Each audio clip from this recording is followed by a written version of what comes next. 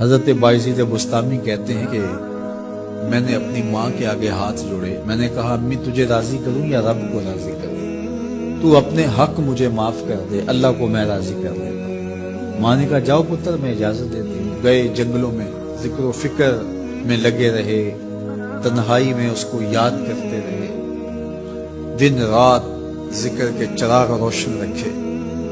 12 سال گزر گئے حق کی تلاش میں۔ ایک دن واپس بستام کے قریب سے گزر رہے تھے، خیال آیا چلتے چلتے ماں کو سلام کرنا۔ دروازے کو دستک دینے لگے تو اس خیال نے ہاتھ روک لیا کہ ساری زندگی ماں کو سکھ تو دیا کوئی نہیں، اب دکھ بھی کیوں دینے لگے؟ رات کا ایک پہر بیت گیا ہے، سردیوں کی لمبی رات ہے، ماں بستر میں لیٹی ہوگی، تیرے لیے اٹھے گی، دروازہ کھولے گی، دروازے کے ساتھ ہی لگ کے بیٹھ گئی اور ساری رات کاٹ دی، اس خیال سے کہ ماں کو تکلیف نہ ہو۔ جب سحری کا وقت ہوا تو اندر سے جو نالی آتی تھی اس نالی سے پانی آیا، سمجھ گئے میری ماں تہجد کے لیے اٹھی ہے اور وضو کا پانی ہے، تو فوراً دروازے پہ دستک دی۔ اندر سے آواز آئی بیٹا بایزید میں بھی آئی۔ مائیں بیٹوں کے دستک کے انداز سے جان لیتی ہیں یہ کس بیٹے کے ہاتھوں کا لمس ہے۔ 12 سال کے بعد آئی، دستک دی، کہا بیٹا بایزید میں بھی آئی۔ ماں کی تو نگاہیں ہی دروازے پہ رہتی ہیں۔ اللہ اکبر۔ کہتے ہیں کہ ماں نے دروازہ کھولا، 12 سال جنگلوں کی خاک چھانتے بیت گئی تھی، پراگندہ صورت، بکھرے ہوئے بال، پھٹے ہوئے کپڑے۔ میری ماں کی جب نگاہ میرے پہ پڑی تو اس کی چشمان سے موٹے موٹے آنسو ٹپکنے لگے اور اس نے ایسے ہاتھ پھیلا کے کہا مالک میرا بیٹا بایزید تیری طلب میں نکلا تھا، تو نے ابھی تک اسے اپنا قرب نہیں دیا۔ حضرت بایزید بستامی کہتے ہیں 12 سال کی ریاستوں سے جو کچھ نہیں ملا تھا ماں کے اٹھے ہوئے ہاتھوں سے مل گیا۔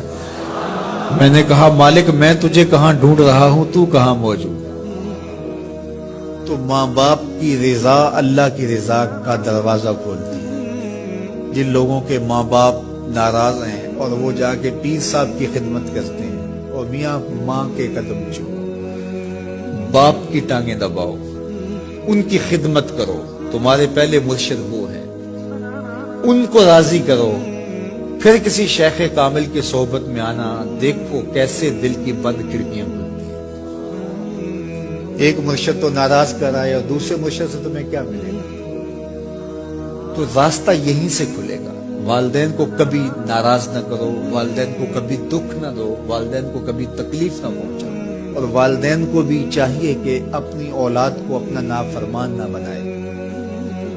ایک بزرگ فرماتے ہیں کہ مجھے برابر 30 سال ہو گئے ہیں کہ میں اپنی اولاد کو کوئی حکم ہی نہیں دیا، کوئی حکم نہیں دیا۔ کوئی چیز مجھے چاہیے بھی ہوتی ہے تو میں بصیرہ عمل نہیں کہتا، بلکہ ایسے ہی بات کر رہی ہوں، پانی چاہیے تو یہ نہیں کہتا بیٹا پانی لے کر آؤ، میں ویسے کہتا ہوں پیاس لگی ہوئی ہے، تو اگر وہ سمجھ جائے اور وہ خود لے آئے تو اچھی بات ہے، لیکن اگر وہ نہ لائے تو میں نے اس کو حکم ہی نہیں دیا، امر ہی نہیں کیا، تو اس امر کی مخالفت ہی لازم نہیں آئے گی۔ تو کہا 30 سال برابر گزر گئے ہیں، میں نے اپنی اولاد کو حکم نہیں دیا کہ کہیں وہ میری نافرمان نہ ہو جائے، کیونکہ اگر وہ نافرمان ہو گئی پلے کچھ نہیں رہے گا۔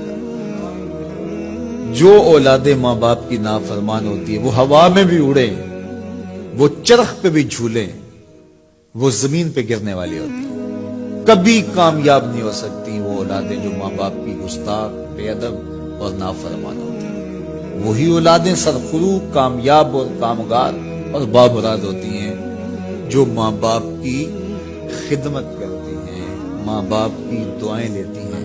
وہ ایک بچہ ماں باپ کے پاؤں دبا رہا تھا تو ایک بچہ ایک بر اعظم میں، دوسرے بر اعظم میں، تیسرے بر اعظم میں بڑے بڑے کاروبار کر رہا تھا، تو کوئی اس کا دوست ملنے آیا، اس نے کہا کہ اس نکمے کو بھی کہیں بھیج دو، فلاں جو ہے وہ یورپ میں ہے، فلاں امریکہ میں ہے، وہاں اتنی بڑی کمپنی اس نے کھولی ہوئی ہے، اس نکمے کو یہاں بٹھایا، اس کو بھیج دو، یہ تو نکمہ کسی کام کا نہیں۔ کہا یہ نکمہ ہی تو میرے کام آ رہا ہے، یہ نکمہ ہی تو میرے کام آ رہا ہے۔ تو اولاد خوش نصیب ہے کہ اپنے ماں باپ کی خدمت کرے، اور ان کے ساتھ حسن سلوک کرے.